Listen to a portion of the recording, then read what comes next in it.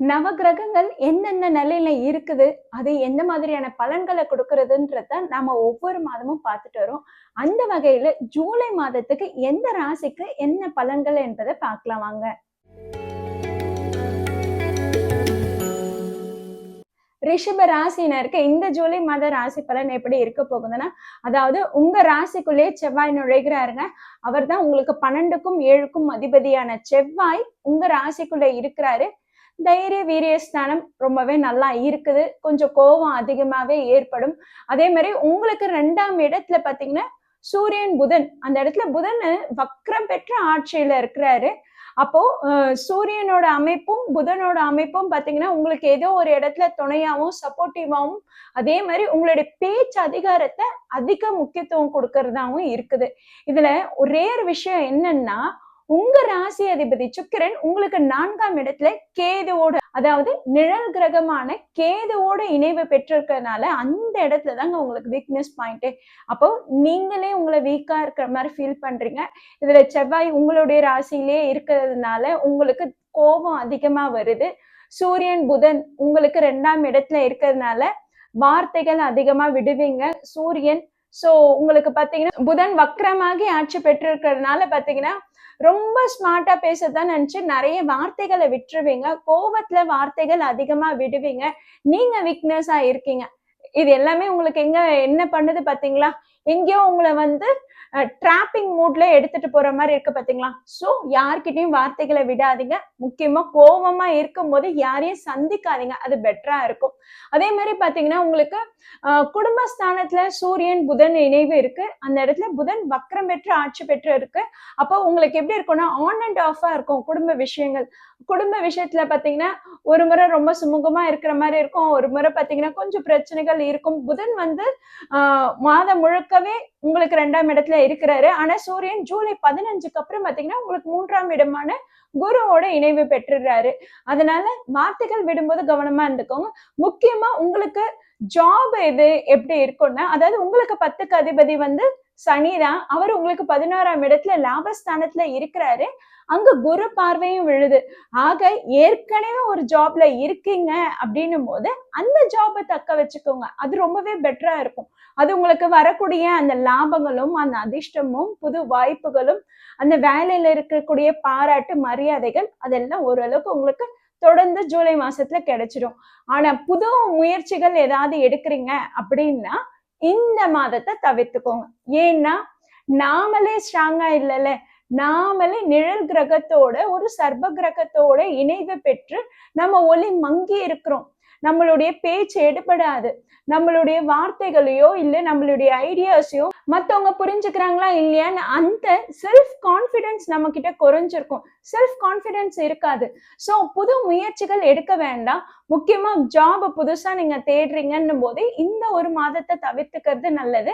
அதே மாதிரி பாத்தீங்கன்னா பிசினஸ்ல ஏதாவது இருக்கீங்கன்னா கூட சரி, ஏற்கனவே என்ன இருக்கோ அதை அப்படியே மெயின்டைன் பண்ணிட்டு போங்க. அப்படியே இருந்தாலும் சரி, இந்த 1 மந்த்துக்கு மட்டும் எதுவும் பெருசா பிளான் பண்ணிக்காதீங்க. ஓகேங்களா? ஏன்னா உங்களுக்கு இப்ப உங்க ராசி அதிபதி சுக்கிரன் கேதுவோட இணைவு பெற்றிருக்கிறது உங்களுடைய செல்ஃப் கான்பிடன்ஸை குறைச்சிருக்கும். உங்களுக்கு தாழ்வு மனப்பான்மை ஏற்படும். அதனால இது வேணான்னு சொல்றது. குடும்பம் எப்படி இருக்குன்றதும் பார்த்தாச்சு. அடுத்ததான் பாத்தீங்கன்னா love and relationship.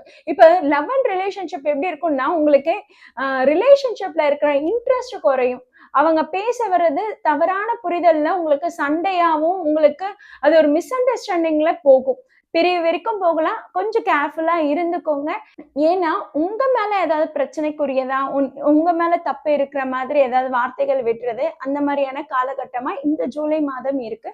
So love and ரிலேஷன்ஷிப்பை பெருசா நீங்க மீட் பண்ணிக்காம இருக்கிறது நல்லது.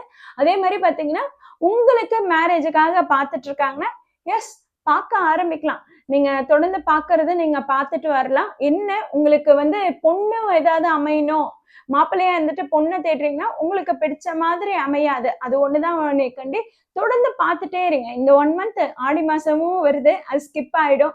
அதனால நீங்க தொடர்ந்து பாக்குறீங்க. ஏற்கனவே நீங்க பேசி முடிச்சுட்டீங்க அப்படின்னும் போது பாத்தீங்கன்னா இந்த ஜூலை மந்த்துக்கு நீங்க மேரேஜ் டேட் பிக்ஸ் பண்ண வேண்டாம். ஓகேங்களா? இந்த ஜூலை மந்த் தவிர்த்து நீங்க ஆகஸ்ட்ல செப்டம்பர்ல ஆவணி மாதத்துல நீங்க மேரேஜ் டேட் பிக்ஸ் பண்ணிக்கலாம். இந்த ஜூலை மாதம் உங்களுக்கு ஹெல்த்தியா இருக்காது. அதுதான் விஷயம். ஸ்டூடெண்ட்ஸுக்கு எப்படி இருக்கும்னு பார்த்தீங்கன்னா, ஸ்டூடெண்ட்ஸுக்கு ரொம்பவே நல்லா இருக்குங்க. அதாவது என்னன்னா, உங்களுக்கு நல்ல கைட்லைன்ஸ் கிடைக்கும். நல்ல இது ஸ்போர்ட்டிவா எடுத்துக்கக்கூடிய ஃப்ரெண்ட்ஸ் அமைவாங்க. உங்களுக்கு நெறைய விஷயத்த சொல்லி தருவாங்க. எல்லாமே இருக்கு.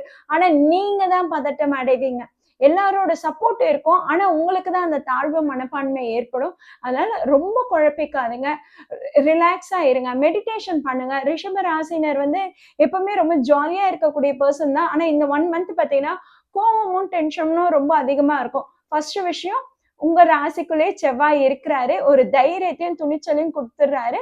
வார்த்தைகள அதிகமா விடுற மாரி. புதன் வக்ரம் பெற்று ஆட்சி பெற்று இருக்கிறாரு. அப்படி இருக்கும்போது, உங்க ராசி அதிபதி ரொம்பவே பலமா இருக்குதுன்னா, அந்த இடத்த ரூலிங் பவர் எடுக்கக்கூடிய கெப்பாசிட்டி உங்களுக்கு வந்திருக்கும். ஆனா சுக்கிரன் என்ன ஆகுது? கேதுவோட இணைவு பெறுறதுனால பார்த்தீங்கன்னா, அந்த இடத்துல உங்கள டம்மி பண்ணக்கூடிய சிச்சுவேஷனா வரலாம். உங்களுக்கே அந்த இடத்துல தாழ்வு மனப்பான்மை ஏற்படலாம். உங்களுக்கே உங்க மேல இருக்கிற நம்பிக்கை போகலாம். அதனால தான் சொல்றது, எல்லாரோட கைட்லைன்ஸும் உங்களுக்கு கிடைக்கும். நல்ல சப்போர்ட் இருக்கும். இருந்தாலும் உங்களுடைய கான்ஃபிடன்ஸ நீங்க தான் பில்டப் பண்ணணும். மெடிடேஷன் பண்ணுங்க. தெய்வத்த அடிக்கடி நீங்க வந்து பிரார்த்தனை பண்ணுங்க. பெண் தெய்வத்தை வழிபாடு பண்றது நல்லது. மகாலட்சுமி வழிபாடு பண்றது ரிஷப ராசினருக்கு பொதுவாவே நல்லதுங்க. அதனால நீங்க பெண் தெய்வம் மகாலட்சுமி வழிபாடு பண்ணுங்க. அதே மாதிரி ஆண்டாள் தாயார வழிபாடு பண்ணுங்க. உங்களுக்கு நல்ல யோகமா இருக்கும். அதே மாதிரி பண விஷயத்துல உங்களுக்கு சின்ன சின்ன செலவுகள் ரொம்ப அதிகமா ஏற்படதான் செய்யும். எதிர்பாராத செலவுகள் அதிகமா வரதான் செய்யும். அதையும் கரெக்டா கட்டுப்படுத்தி வச்சுக்கோங்க. இதுக்குதான் நான் வந்து மெடிடேஷன் பண்ணுங்க, தெய்வ வழிபாடு பண்ணுங்கன்னு சொல்றது. ஏன்னா நம்மள மீறி நம்ம எக்ஸ்பெக்ட் பண்றதை விட அன்எக்ஸ்பெக்டட் பிளான்ஸ் ரொம்ப அதிகமாவே வரும். அந்த டைம்ல தான் நம்ம டென்ஷன் அதிகமாகும். நான் எதிர்பார்க்காததெல்லாம் நடக்குது, நான் இதை எப்படி ஹேண்டில் பண்றது அப்படின்ற மாதிரி நீங்க கொஞ்சம் அந்த இடத்துல நடுக்கம் ஏற்படும்.